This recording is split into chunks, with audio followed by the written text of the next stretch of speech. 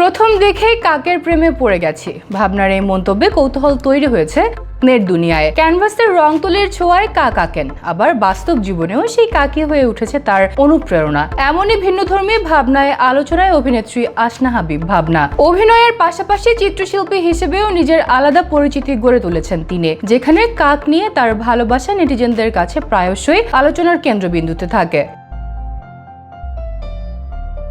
সম্প্রতি এক সাক্ষাৎকারে মস্কো আন্তর্জাতিক চলচ্চিত্র উৎসবের অভিজ্ঞতা এবং কাকপ্রেম নিয়ে খোলামেলা কথা বলেন ভাবনা। তিনি অংশ নেন মস্কো আন্তর্জাতিক ফিল্ম ফেস্টিভ্যালে, যেখানে তার অভিনীত চলচ্চিত্র পায়েল প্রদর্শিত হয়। এই আন্তর্জাতিক মঞ্চে তিনি বেছে নেন দেশীয় ঐতিহ্যবাহী বেনারসি পোশাক, যার মাধ্যমে তুলে ধরেন বাংলাদেশের সংস্কৃতি ও শিকড়ের পরিচয়।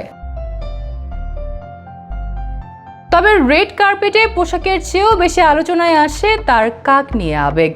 কাকের প্রতি নিজের অনুভূতি ব্যাখ্যা করতে গিয়ে ভাবনা বলেন, ভালোবাসার কোনো নির্দিষ্ট ব্যাখ্যা হয় না। তিনি জানান, পুরান ঢাকায় বড় হওয়ার সময় সেই প্রথম দেখাতেই তার মধ্যে তৈরি হয় গভীর এক টান, যা আজও একইভাবে রয়ে গেছে।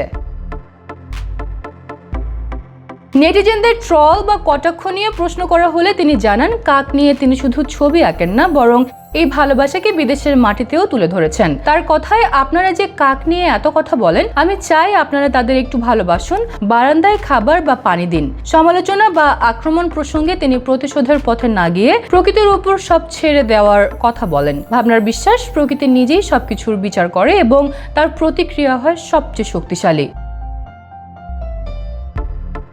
মস্কো উৎসবে বেনারসি পরার সিদ্ধান্ত নিয়েও নিজের অবস্থান ব্যাখ্যা করেন তিনি। তার মতে, বিদেশের মাটিতে তিনি শুধু একজন ব্যক্তি নন, বরং বাংলাদেশের প্রতিনিধিত্ব করেন। তাই রেড কার্পেটে সবুজ বেনারসি বেছে নিয়ে তিনি নিজেকে বাংলাদেশের পতাকার প্রতীক হিসেবে তুলে ধরতে চেয়েছেন।